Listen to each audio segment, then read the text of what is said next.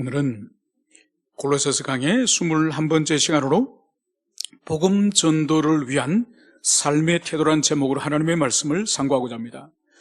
우리는 지난 시간에 사도 바울이 골로새 교회를 향해서 이제 세상 가운데 부름받은 새 사람이 된 그리스도인, 그래서 새 사람이 된 그리스도인이 지켜야 될 여러 가지 본분들을 하나씩 이제 교훈을 하고, 그리고 이 교훈을 끝내고 나서 새롭게 이제 제일 먼저 바울이 당부를 한 것이 뭔가 하니까 기도를 계속하고, 지금까지 교훈을 어떻게 본분을 지킬 것이고 서로 어떻게 의무를 다할 것이고 이 계명을 계속 주셨다고 한다면은 이것을 끝낸 이후에 바울이 제일 먼저 기도를 계속할 것을, 이것을 바울이 명령했다는 거죠.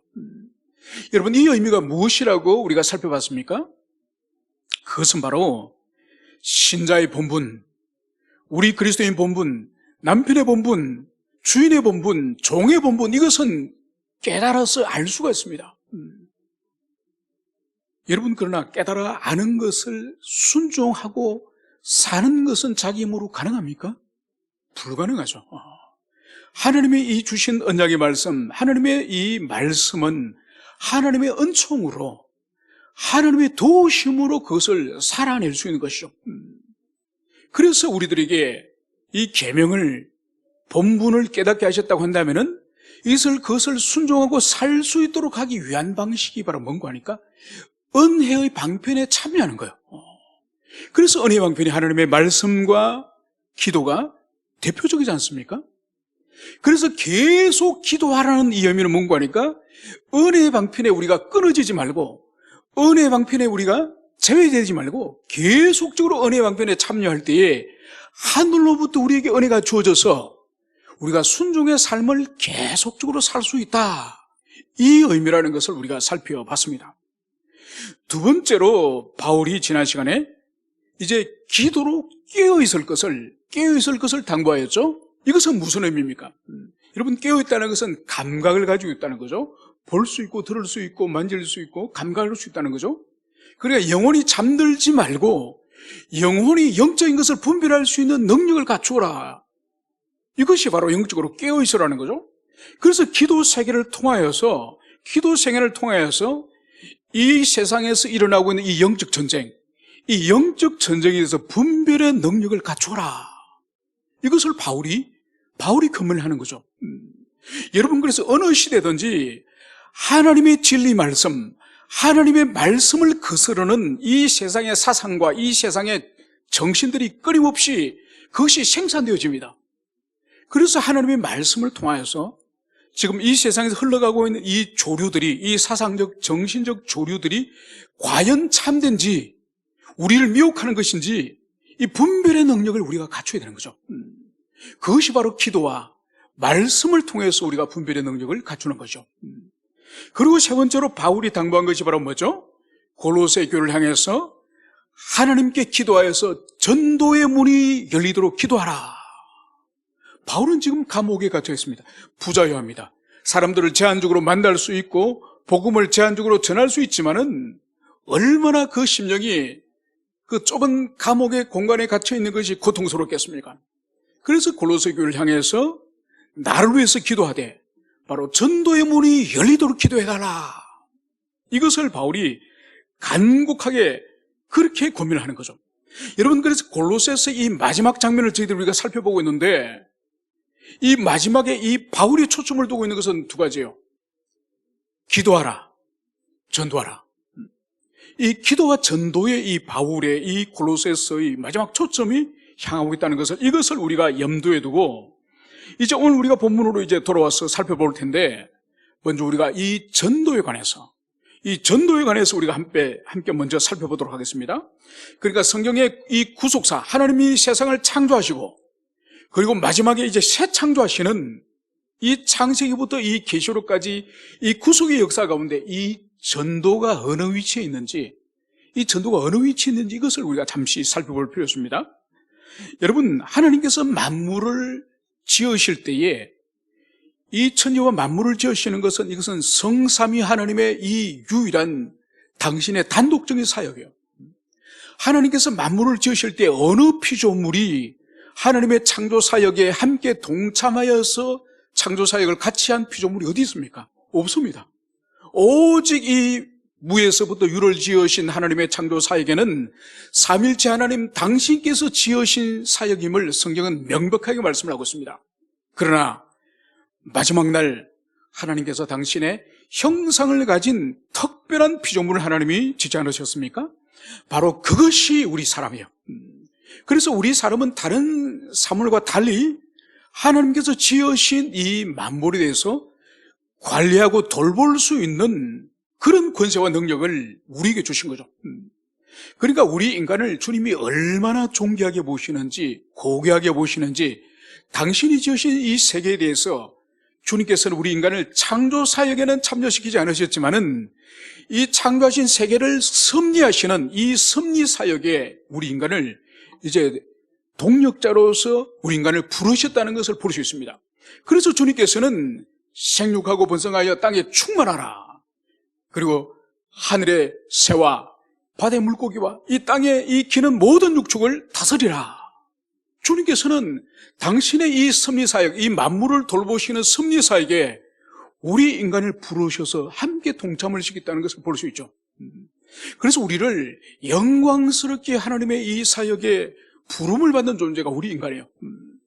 그러나 우리 인간은 우리가 알다시피 타락하여서 하나님을 떠나고 하나님의 은총으로부터 이제는 우리 인생들이 저주와 형벌 아래로 우리가 떨어졌음을 볼 수 있습니다.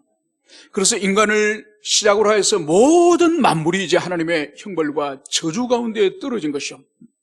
그러나 하나님은 우리 인간을 향해서 이 형벌과 저주 가운데 인간을 포기하지 않았습니다. 그것은 바로 요한복음 3장 16절에서 말씀하시는 것처럼 하나님께서 세상을 이처럼 사랑하사 독생자를 주셨으니 이는 저를 믿는 자마다 멸망치 않고 영생을 얻게 하라 하심이라.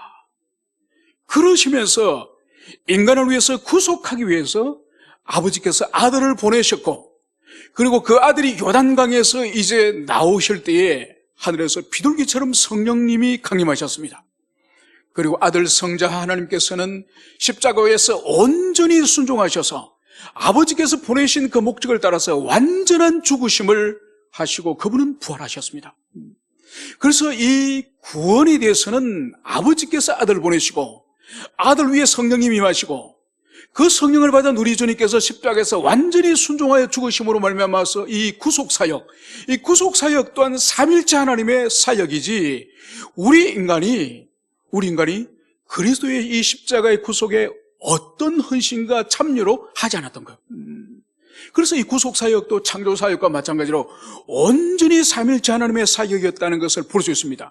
그러나 우리 주님께서는 당신이 십자가에 죽으시고 부활하셨다고 하는 이 복음을 세상에 전파하는 일은 하나님이 하시겠다고 말씀하지 않으셨습니다. 이것은 천사들에게도 시키겠다고 말씀하지 않으셨습니다. 이것은 바로 우리 주님이 하늘로 올라가시기 직전에 교회를 향해서, 그리스도의 제자된 우리를 향해서 이 십자가 복음을 전파하는 이 복음 전파 사역을 우리에게 맡기신 거예요. 여러분 얼마나 존귀합니까? 우리 인생들, 우리 그리스도인들이, 교회가. 그래서 창조 사역에 주님이 홀로 하셨고 구속 사역에 주님이 홀로 하셨지만은 이 구속을 온 세계에 전파하고 온 세계 구속의 은총을 확산하는 이 전도사역, 이 전도사역에는 교회를 불러셔서 교회에게 이 일을 맡기신 거예요. 여러분, 그래서 예수님께서도 이 부분을 이렇게 말씀하셨죠. 오직 성령이 너희에게 임하시면 예루살렘과 온 유대와 사마리아 땅끝까지 이르러 내 증인이 되리라. 주님께서는 성천하기 직전에, 하늘로 올라가기 직전에 제자들에게 이 말씀을 하셨습니다. 그래서 성령을 받고 땅끝까지 가서 복음을 전하라, 이 말씀을 하셨고, 그리고 마태복음 마지막 장에서도 이렇게 주님은 또 말씀하셨습니다. 그러므로 너희는 가서 모든 족속으로 제자를 삼아. 이제 이 지상에 있는 모든 인종, 모든 민족에게 제자를 삼을 것을 주님께서는 명령하셨습니다. 그리고 이제 마태복음 24장에서도 주님은 이렇게 말씀하셨습니다. 이 천국 복음이 모든 민족에게 정언되기 위하여 온 세상에 전파되리니 그제야 끝이 오리라.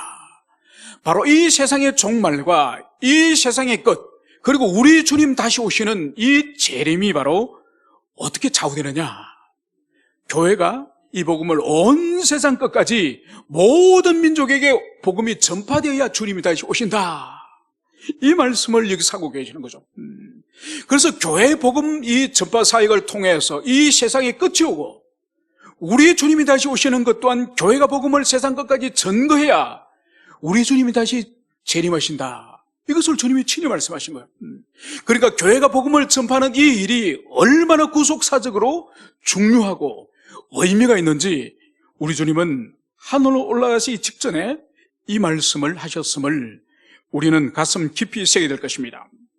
이제 바울이 이 편지의 말미에 이 기도와 함께 이 복음 전도에 이제 초점을 맞추고 있는 것을 우리가 염두에 두고 이제 오늘 우리가 본문을 살펴보겠습니다. 오늘 4절에서는 하나님께서 전도의 문을 열어주시길 기도하라고 부탁한 이후에 4절에서는 이렇게 말씀하는 거죠. 그리하면 내가 마땅히 할 말로서 이 비밀을 나타내리라. 여기서 4절에서 그리하면, 이 그리하면은 그 앞절에 있는 이 3절에 있는 이 전도의 문을 열어주기를 기도하여서 이제 전도의 문이 다시 나에게 열리면, 그래서 내가 다시 이 구속되어 있는 이 감옥에서 벗어나서 다시 내가 자유롭게 복음을 전거하면 그런 의미겠죠? 그러면 이제 바울이 어떻게 하겠다고요? 내가 마땅히 할 말로서 이 비밀을 나타내리라.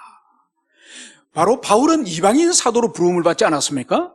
이방인 사도로 부름을 받았기 때문에 바울은 온 세계에 있는 이 이방인들 향해서 복음을 가지고 가서 복음을 전거할 그 뜨거운 열정을 가지고 있는 사람이지 않습니까? 그래서 자신이 마땅히 할 말로서 이 비밀을 나타내라. 여러분, 이 비밀은 이미 지난 시간에 살펴봤습니다. 이 비밀은 바로 비밀이신 그리스도 예수, 비밀이신 그리스도 예수의 십자가의 복음, 그것을 말하는 거겠죠.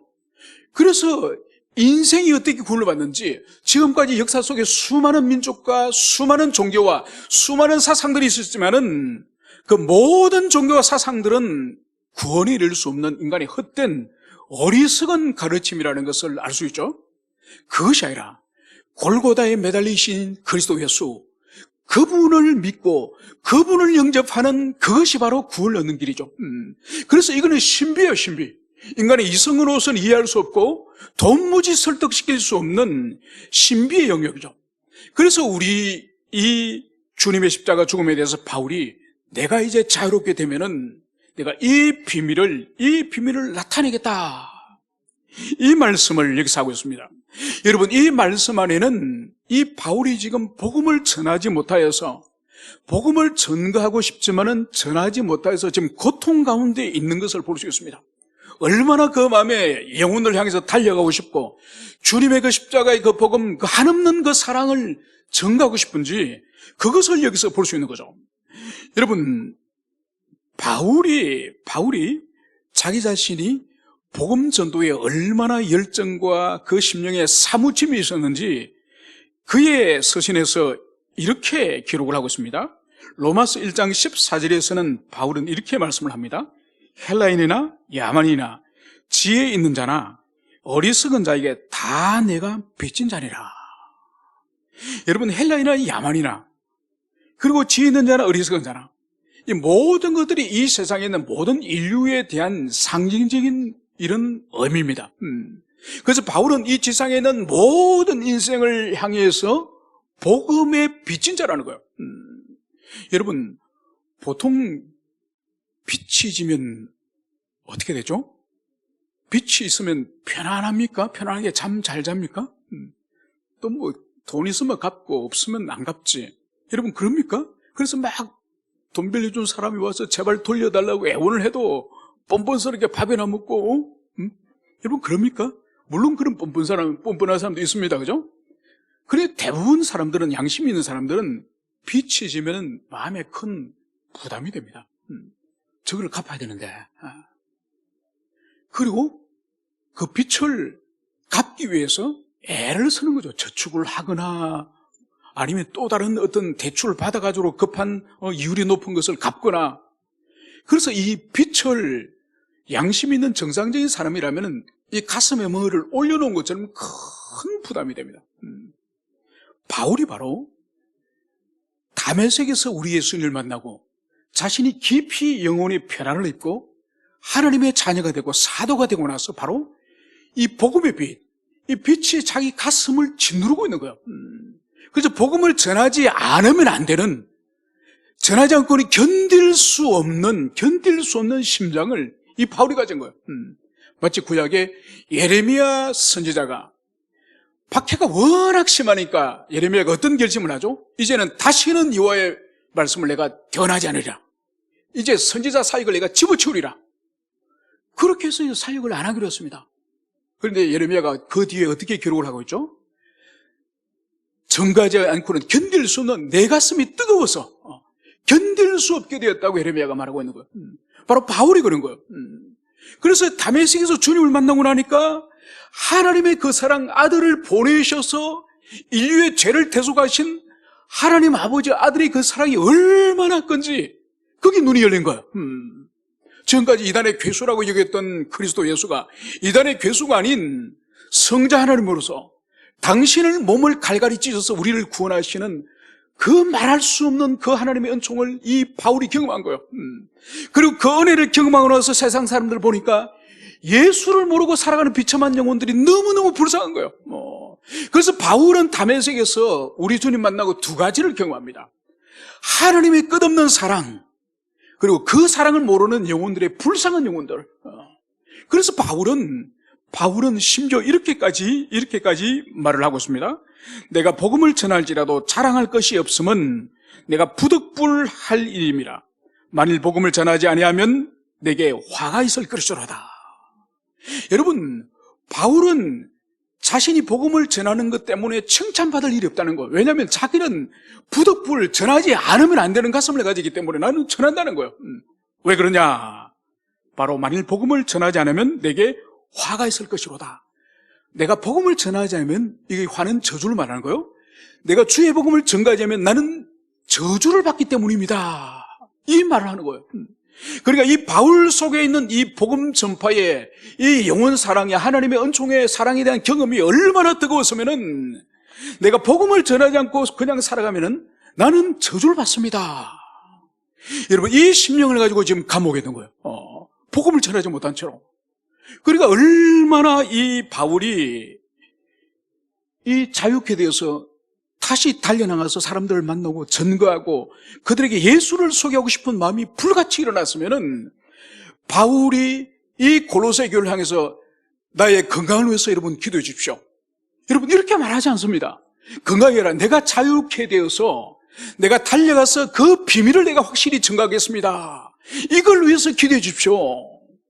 그러니까 바울의 심령에 이 영혼 구원에 대해서 복음을 전하고자 하는 이 열정이 얼마나 강력하였는지 이것을 여기서 볼 수 있습니다. 여러분, 이어서 이제 이 5절 6절에서는 지금 3절 4절까지는 바울 자신이 복음을 전할 수 있도록 어쩌든지 간에 여러분들이 하나님께 기도해 주십시오. 그래서 나에게 전도의 문이 열리도록 여러분들이 하나님께 호소해 주십시오. 바울 자신의 사역에 대해서 이야기했다고 한다면은 이제 5절 6절은 이제 이 골로새 교인들의 전도를 위해서 이제 말씀을 전하는 거예요. 이건 그대로 우리에게 이제 적용한다고 한다면은 우리의 삶에 있어서 우리가 복음 전거를 위해서 주의 복음을 우리도 전하기 위해서 어떤 삶의 태도를 가져야 될지 오늘 바울이 오늘 집중적으로 두 구절이지만은 이것을 여기서 말씀하고 있음을 볼 수 있습니다. 오늘 바울은 이렇게 먼저 말씀을 합니다. 외인에게 대해서는 지혜로 행하며 세월을 아끼라. 여러분, 이 말씀은 골로새 교회를 향해서 주시는 말씀이고 골로새 교회가 복음을 전가하고 영혼 구원을 위해서 주신 말씀이라는 이것을 여러분들이 기억을 하시기 바랍니다. 여러분, 그래서 바울은 이제 외인이라는 단어를 여기서 사용하고 있습니다. 여러분, 이 외인이라는 이 단어는 헬라어 이 원어를 보면은 문 밖에 서 있는 사람을 말해요. 문 안에 있는 사람이 아닌 문 밖에 서 있는 사람. 즉 이것은 그리스도 밖에 있는 사람을 말하는 거예요. 그리고 아직 신앙을 영접하지 않은, 그리스도를 영접하지 않은 그리스도 밖에 있는 불신자를 향한 지칭이 이 외인이라는 것을 볼 수 있습니다. 오늘 바울은 그리스도 밖에 있는 세상 불신자를 향하여 오늘 우리가 어떤 태도를 가져야 될지 이것을 오늘 여기서 교훈을 하는 것입니다. 여러분, 보편적으로 고대 교회나 지금이나 교회가, 그리스도인들이 이 세상에 대해서 두 극단적인 태도가 있습니다. 두 극단적인 태도가, 첫째는 뭔가 하니까 이 세상에 대해서 이 교회된 우리가 경건하고 거룩한 공동체니 이 세상을 이원론적으로 이제 배제하는 분리주의적인 그런 전통이 있었습니다. 그래서 이런 전통이 아직도 볼 수 있는 것이 바로 뭔가 하니까 미국에 가면은, 펜실베니아 주에 가면은 거기에 아민시 공동체가 있습니다. 이 아민시 공동체가 뭔가 하니까 종교의 그때에 제세례파라고 종교개혁 분파 중에 하나가 있었습니다. 이 사람들이 유럽으로 해서 이제 미국으로 건너가서 거기에서 이 사람들이 정착하는 거예요. 이 사람들의 특징이 뭔가 하니까 철저히 배타적이에요. 그래서 사는 것 자체가 이 세상 사람들하고 다른 종파 사람들하고 어울려 살아가잖아요. 그 펜실베니아 그 주에 자기들끼리 공동체를 이루고 일체 그 공동체에는 다른 사람들 들어올 수 없습니다. 그러면서 이 사람들이 어떻게 또 삶을 사느냐? 이 문명이 주는 모든 이기를 거부합니다. 이거는 세속적인 것이고 이거는 가까이 할 수 없는 것이라고 여겨서 지금도 그 사람들은 이 새카만, 남자나 여자나 새카만 옷을 다 입어요. 그리고 자동차 안 탑니다. 마차 타고 다닙니다. 그리고 옷도 마트에서 안 사 입습니다. 자기들이 실을 다 짜가지고 옷을 스스로 만들어서 입습니다. 그리고 옷에 이 단추 있지 않습니까? 이 단추도 공장에서 만드는 거지 않습니까? 옷에 단추 없습니다. 핸드폰 없습니다. 전기 안 사용합니다. 그래서 이 사람들은 18세기, 지금부터 300년 전의 삶의 모습을 그대로 보존하고 있습니다. 그러니까 이게 참 아이러니한 게 세상 사람들하고 이 관계를 맺지 않고 접촉하지 않으려고 시작을 했는데 요즘은 미국에 여행 가면은 이 아미시 공동체가 중요한 관광 코스 중에 하나가 됐습니다.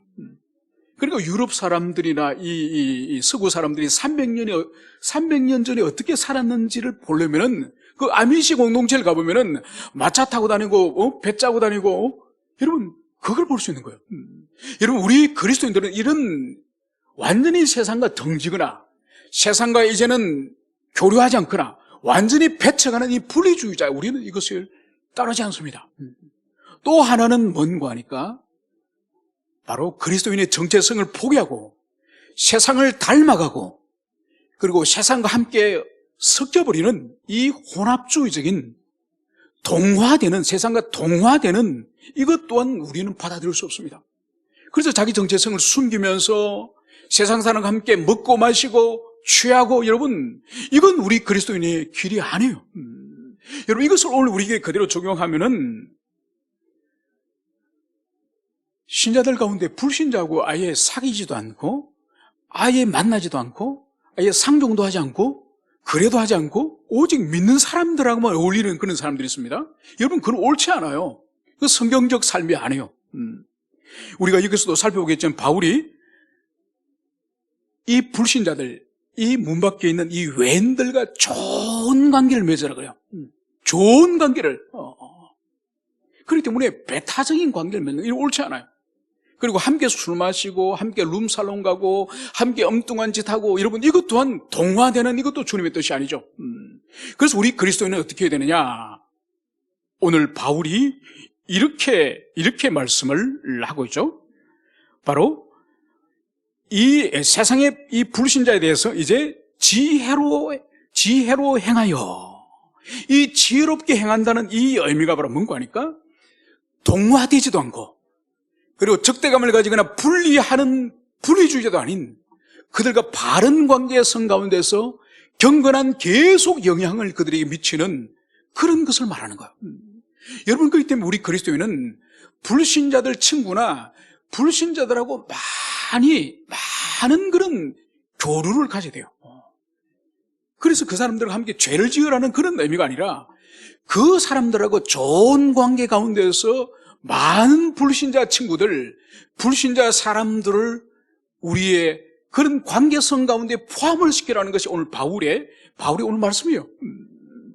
여러분, 그렇기 때문에 너무나도 신자들끼리 똘똘 뭉쳐있는 건 이것은 바람직하잖아요.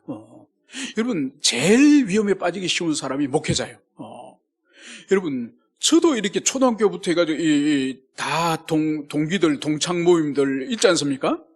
꼭 모임을 토요일 아니면 주일날 해요. 그리고 어제도 보니까 또 문자가 중학교 동창회에서 문자가 왔더라고요.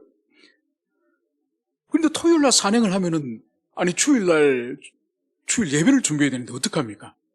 또 주일날 또 모임을 또 무슨 체육대회를 해요.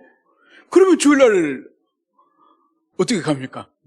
그래서 어떤 선배는 자네 한번 왔다 가면 안 되나 주일날? 죄송하지만 제가 담임 목사입니다. 그러니까 제가 부교육자도 아니고 담임 목회자인데 어떻게 체육대회를 갑니까? 그죠? 여러분, 그래서 목회자들은 여러분들보다 더 불려요. 세월이 지나면은 다 남는 사람은 그리스도인들밖에 없고 목회자, 이 동역자들밖에 남지 않습니다. 바람직하지 않은 거예요.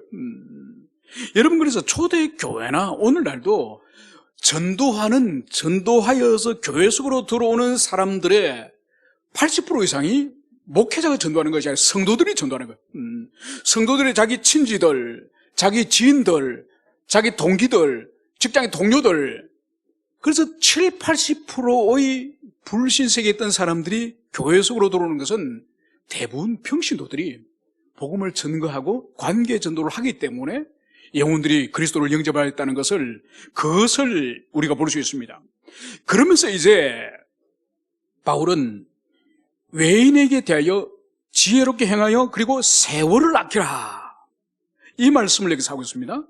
여러분, 왜 지혜롭게 처신을 해야 될 이유, 그것은 바로 세월을 아끼기 위한 거예요.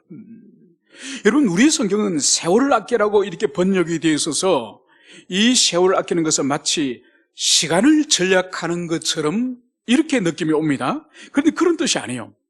여기서 이 세월이라는 것은 이 시간을 의미하는 건데, 그 신약 성경에서는 이 시간이 카이로스와 크로노스 두 단어가 있는데, 이 크로노스는 그냥 이 흘러가는 이 연대기적인 시간을 말하는 거예요.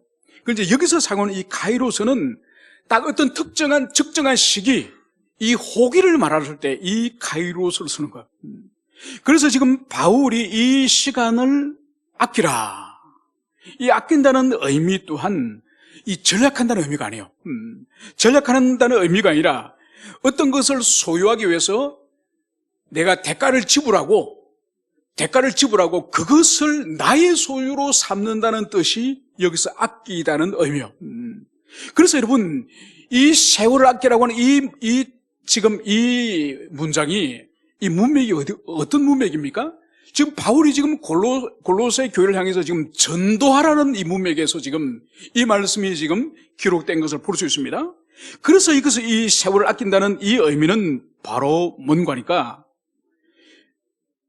이 신자들이 불신자와 직장에서든지 세상에든지 교제를 할 때에 헛되이 시간을 낭비하지 말라는 거예요. 함께 먹고 마시고 함께 취하고 아무 목적성 없이 세상 사람들이 이끄는 대로 그렇게 시간을 낭비하지 말라는 거예요. 그럼 뭐냐? 항상 이 영혼들에게 복음을 증거할 기회를 엿보라는 거예요. 여러분, 이것은 우리 주변에 있는 주님을 모르는 그리스도 밖에 있는 사람을 향한 우리 안목 자체가, 관심 자체가 바뀌어야 돼요. 이거는 바뀌지 않고는 절대로 우리는 이 정신줄을 놓을 수밖에 없습니다. 그러면 우리가 어떻게 이 불신자를 향할 때 항상 이 주님의 마음을 가지고 이 영혼, 그리스도가 없는, 복음이 없는 이 영혼들에게 복음을 증거하도록 하기 위한 이 열정을 어떻게 소유할 수 있을까요? 그것은 바로 두 가지요. 그러니까 자기 자신이 하나님의 은총을 입고 그리스도 안에 들어온 것에 대한 이 십자가 은총에 대한 그 광대한 하나님의 사랑, 이 사랑에 대한 이 감격이 자기 심령 속에 현재적으로 있어야 돼요. 과거에 한번 큰 불을 받은 그거 말고 이게 항상 자기 심령 속에 내가 어떤 비참한 죄인이었는데 이 더러운 죄인을 주님께서 아들을 찢어 죽이시고 바로 나를 구원하셨다고 하는 감당할 수 없는 그 하나님의 은총과 그 사랑이 나에게 경험되어져야 돼요. 그리고 그 관점을 가지고 영혼들을 바라볼 때에 비참하게 살아가는 영혼들의 그 핍절한 삶, 하나님을 모르고 또 하나님을 떠나 있는 그 삶의 비참함, 그걸 볼 때 내 심령에 정말 안타까운 마음, 그래서 저 영혼에게도 복음을 내가 전가하고 싶다. 저 영혼에게도 복음이 전가되면 저 영혼은 저렇게 비참하게 살지 않을 텐데, 그런 영혼을 향한 애타는 마음이 우리에게 있어야 되는 거예요. 그래서 이 두 가지가 있을 때에 세상의 불신자를 만날 때도 하나님의 마음을 가지고, 그리스도의 마음을 가지고 불신자들을 대할 수 있다는 것을, 그것을 우리가 가슴에 새기게 될 것입니다. 이어서 바울은 이제 너희 말을 항상 은혜 가운데서 소금으로 맛을 냄과 같이 하라. 이제 불신자와의 관계 가운데서 이제 언어 생활, 이 말의 중요성을 이제 바울은 여기서 말씀을 하고 있습니다. 여러분, 성도는 불신자와 관계 가운데서 가장 조심해야 되는 것이 불신자와 이 말이요, 말. 물론 성도들끼리도 말을 조심해야 되죠. 그래서 구약이나 신약이나 이 혀와 입에 대해서 하나님은 많은 분량으로 성도들에게 계시를 하고 있습니다. 그래서 구약에는 잠언에서 엄청나게 많은 양을 혀와 입술을 조심하라고 말씀하고 있지 않습니까? 그리고 신약에서는 야고보서에서 특히 우리 성도의 혀, 교회 안의 성도의 혀가 바로 우리 인생의 이 수레바퀴를 불사를 수 있는 지옥의 불이다. 이 혀와 입이, 이 작은 혀와 입이 지옥의 불이라고 말할 정도로 말과 혀를 잘 사용해야 됨을 말씀을 하고 있습니다. 그런데 오늘 여기서 바울이 말씀하고 있는 이 말은, 이거는 세상 불신자를 향한 말이에요. 우리 신자가 세상 불신자를 향해서 어떤 언어 생활을 해야 될지, 그것을 오늘 여기서 말씀을 하고 있습니다. 그러면서 제일 먼저 너희 말을 항상 은혜 가운데서, 우리 언어 생활이 불신자를 향해서 항상 은혜 가운데서 말할 것을, 은혜 가운데서 언어 생활할 것을, 이것을 말씀하는 거예요. 여러분, 우리 말이라고 하는 것은 사실 그 근원을 찾아가 보면은 우리 말은 입이 하는 것이 아니에요. 그죠? 말은 마음이 하는 겁니다. 마음에 쌓여 있고 마음에 담아져 있는 이 마음을 입을 통해서 표현을 하는 거죠. 그래서 혀와 입의 근본적인 뿌리는 바로 우리의 마음입니다. 그래서 우리의 마음이 은혜로부터 멀어지면 우리 마음이 거칠어지고 우리 마음이 주의 깊음이 없어지죠. 여러분, 그래서 영혼이 큰 각성을 하고 은혜를 받으면 제일 먼저 일어나는 일이, 보이지 않는 영혼의 세계에 일어나는 일이 보이는 현상으로 드러나는 것이 뭔가 하니까 언어 생활의 변화예요. 그리고 영혼의 변화는 눈으로 볼 수 없지만은 언어 생활의 변화는 나도 알고 지체도 알고, 그래서 제일 먼저 은혜 받은 사람에게 일어나는 일이 언어 생활의 변화예요. 그래서 야고보 사도도 말이 온전한 자라면 그 사람이 온전한 자라고 말씀하는 이유가 언어 생활의 변화가 얼마나 힘들고 얼마나 하나님의 은총이 아니고는 힘든지 그것을 보여주는 거죠. 여러분, 그래서 언어 생활의 변화는 이런 것입니다. 우리 속담에, 말과 관련한 속담에 이런 속담이 있지 않습니까? 낱말은 새가 듣고 반말은 쥐가 듣는다. 여러분, 이것도 말 조심하라는, 말을 삼가라는 그런 의미예요. 그러나 주님을 깊이 만나고 나서는 어떤 언어 생활의 변화가 올까요? 그것은 바로 내 입술의 모든 말을 쥐와 새가 듣는 것이 아니라 하나님이 들으신다. 그렇게 되면 이 말을 아주 주의 깊게 조심해서 말을 가리면서 그렇게 하는 거죠. 그래서 오늘 바울 사도가 항상 은혜 가운데서 이 언어 생활을 할 것을 말씀을 하면서, 그러면서 이 언어가 바로 소금으로 맛을 냄같이 하라. 그래서 우리의 말, 이 언어 생활을 음식을 만드는 것처럼 그렇게 할 것을 말씀을 하고 있습니다. 예전에 신방을 마치고 식사를 지체들하고 식사를 한번 하러 간 일이 있었는데 어딜 갔는고 하니까 부대찌개 집을 간 거예요. 그래서 목사님, 우리 동네에서 이 부대찌개 집이 제일 잘합니다. 막 큰 소리 치는 거예요. 그래서 얼마나 잘하는지 오늘 가서 한번 먹어보자. 그리고 막 부글부글 끓이는데 거기 보니까 베이컨, 햄, 소세지 오만 것들을 넣어서 큰 이런 그릇에 끓이는데 정말 먹음직하더라고요. 벌겋게 막 끓어오르는데 그러니까 국자로 떠가지고 먹는데 한 1분 동안 사람들이 숟가락을 내려놓고 아무 말을 안 하는 거예요. 더 이상 먹지도 않고 가만히 있는 거예요. 왜 그러고 하니까 모든 양념과 재료를 다 넣는데 소금이 안 들어가요. 소금이 없는 거예요. 그러니까 먹을 수가 없죠. 그래서 사람들이 충격을 너무 받아가지고, 왜냐하면 자랑을 너무 심하게 했는데 소금이 없으니까 얼마나 마음이. 그래서 1분 동안 숟가락만 올려놓고 다 가만히 있다가 저기요 소금. 여러분, 소금이 없으면 아무리 신선한 재료로 좋은 재료로 음식을 만들더라도 맛이 없습니다. 여러분, 그것처럼 소금이 적절하게 잘 들어가서 음식을 조리하면은 얼마나 감칠맛이 나는지 모릅니다. 바로 불신자와의 언어 생활, 불신자와 대화할 때에 바로 소금을 적절하게 쳐서 음식의 간을 맞춰서 정말 맛있게 음식을 조리하는 것처럼 불신자와 언어 생활을 할 때에 바로 우리가 적절한 그 단어와 그 말을 사용하여서 맛있는 음식을 맛보듯이 언어 생활을 그렇게 하라. 이것을 오늘 바울이 여기서 말씀을 하고 있습니다. 여러분, 그래서 우리 그리스도인은 말을 잘해야 돼요. 여기서 말을 잘해야 된다는 이 의미는 달변가가 되거나 유창한 말을 하라는 뜻이 아니에요. 여러분, 잠언에서도 이런 말씀을 하고 있습니다. 바로 경우에 합당한 말은 아로 새긴 언쟁반의 금사건이라.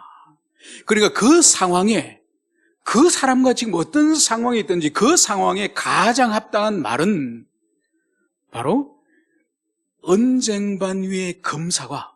얼마나 아름답습니까? 그죠? 언쟁반도 아름답고 금사과도 아름답지만은 그 언쟁반 위에 금사과가 올려져 있는 이 모습이 얼마나 아름답고 탁월합니까?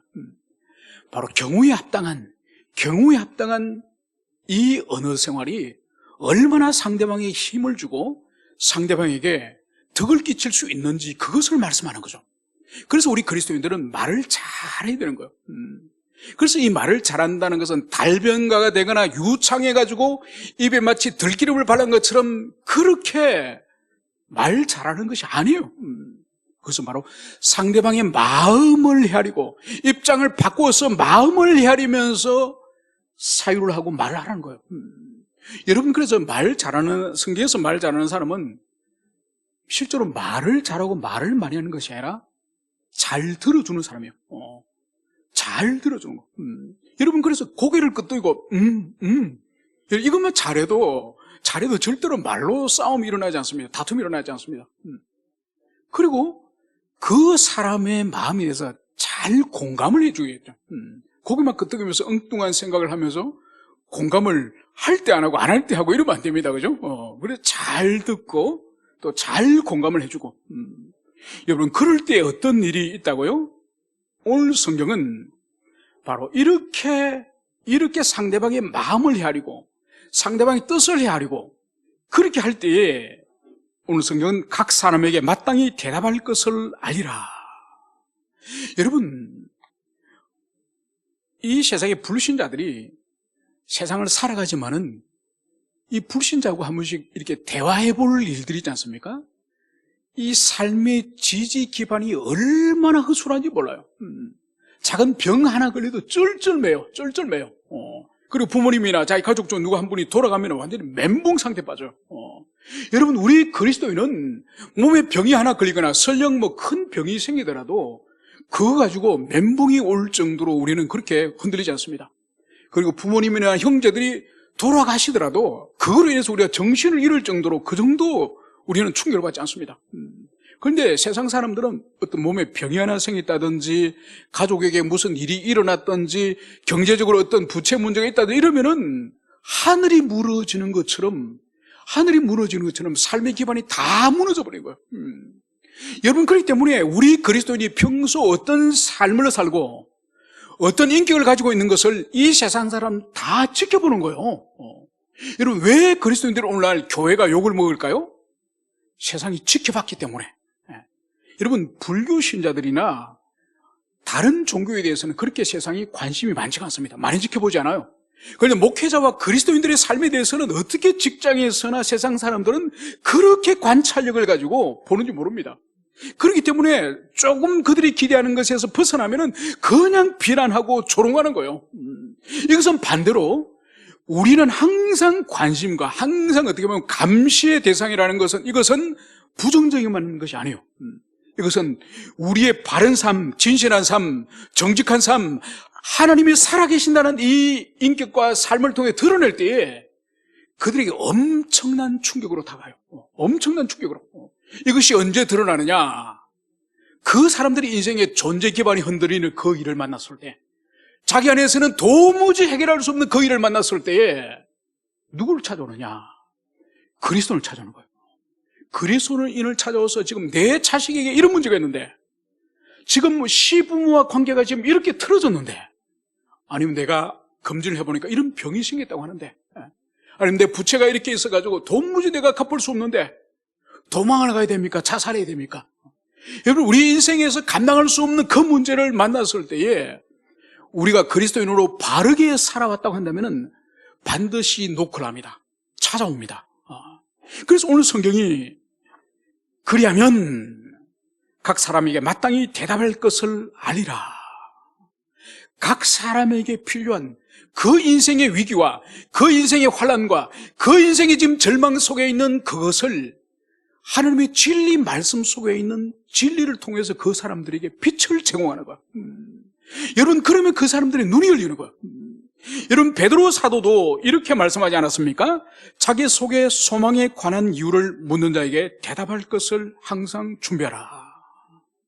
여러분, 이 세상 불신자들이 가지고 있는 의문과 그리고 그들이 가지고 있는 인생의 문제, 그것을 어느 날 우리에게 물어봤을 때 바로 거기에 대한 답을, 그 소망에 대해서 답을 우리가 가지고 있어요. 여러분, 왜 우리가 하나님의 말씀을 열심히 읽고 묵상하고 배우자 그럽니까? 여러분, 그 소망을 묻는 자들이 찾아왔을 때, 글쎄요, 모르겠는데요. 우리 교회에서도 잘 모르겠는데요. 그러면 안 된다요. 소망을 묻고 환난 앞에서 어떻게 되고 가정이 지금 뒤집어질 정도로 이런 어려움이 왔는데 어떻게 하면 좋습니까? 이러면 성경에서 우리가 배운 이 체계적인 지식을 가지고 하나씩 가르쳐야 되는 거. 하나씩. 그럴 때에 그 사람이 빛을 보는 거. 여러분, 오늘 바울이 오늘 이 골로새 교회 성도를 향해서 복음 전도를 너희들이 어떻게 할 것인지 아주 상세하게 마치 매뉴얼처럼 오늘 이것을 말씀하고 있음을 볼 수 있습니다. 이제 말씀을 정리하고자 합니다.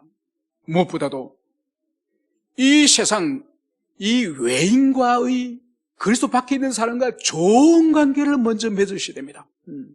많은 불신자들과 우리가 교제가 있고, 그러나 그들에게 동화되지 않고 그들에게 적대감을 가지고 이나 배척하지 않는, 그러면서 좋은 선한 영향력을 계속 미치며, 그러면서 우리가 어느 생활에 있어서 매우 주의 깊게 조심을 하면서, 그리고 우리가 지혜롭게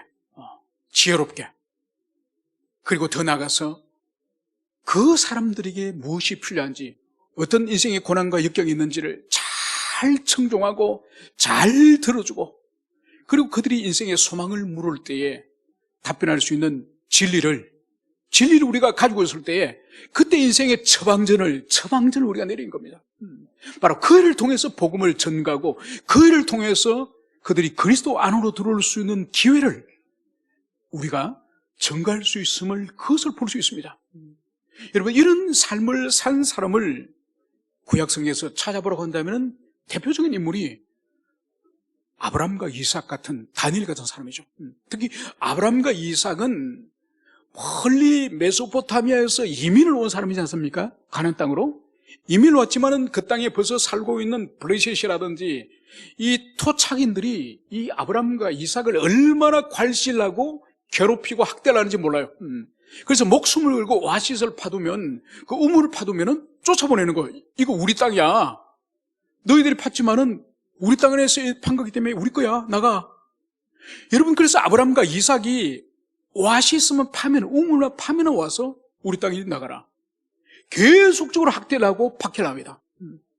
그런데 놀라운 것은 이 학대하고 박해한 사람들이 가만히 보니까 이 저항을 하거나 싸우지 않는 거예요. 가라면 또 쫓겨가는 거예요. 계속 쫓겨다녀요. 그런데 놀라운 것은 박해를 하면 할수록 이들이 더 강성해지고 더 부유해지는 거예요. 더 많은 곡식을 추수하고 양떼들이 더 늘어나고, 그리고 이 사람들이 가만히 보니까 아브라함과 이삭 배후에 그들이 신이 복을 주고 있는 거야. 그래서 결국은 아브라함을 찾아오고 이삭을 찾아와서 언약을 체결하지 않습니까? 그래서 이들이 입으로 고백하는 거예요. 당신들이 무엇을 하나, 무엇을 하든지 하나님이 당신들과 함께 계심을 우리가 보았노라. 여러분, 불신 세계에서 불신자들이 하나님의 백성들에게 당신에게는 하나님이 함께 하시고 당신에게는 하나님이 복을 주신다는 것을 이 불신 세계 박해자들이 입으로 고백하는 거예요. 그래서 그들이 하나님이 세운 선지자, 하나님이 세운 지도자임을 그들의 입으로 이제 고백하면서 우리와 언약을 맺읍시다. 그쪽 편에서 먼저 언약을 맺자고 다가온 거예요. 여러분, 구약에서 이런 인물들은 이 광야 같은 세상에서 우리 그리스도인들이 어떻게 살아야 할지, 어떤 삶을 살아야 할지를 보여주는 아주 귀한 모본이라 볼 수 있죠. 그래서 우리 교우들이 한 분 한 분들이 사실 움직이는 의왕 주님의 교회예요. 이건 예배당이고, 이 교회가 아니에요. 예배당이고, 옛날에는 한샘 대리점이었고, 이제 우리가 쓰니까 의왕 주님의 교회 예배당이고, 의왕 주님의 교회는 여러분 한 분이 한 분이에요. 여러분 한 분 한 분이 움직이는 의왕 주님의 교회예요. 그래서 아브라함이나 이삭이 이방인들에게 그러한 칭송을 받았던 것처럼 여러분 한 분 한 분이 어느 생활에 있어서나 또 삶에 있어서나 하나님을 드러내 보여주시고 그리스도를 드러내 보여주신다면은 여러분들에게 복음 증거 사역이 얼마나 열매를 맺을지, 그것을 오늘 바울의 이 고민을 통하여서 우리가 살펴봤습니다. 다음 주에 계속적으로 살펴보도록 하겠습니다. 함께 기도하시겠습니다.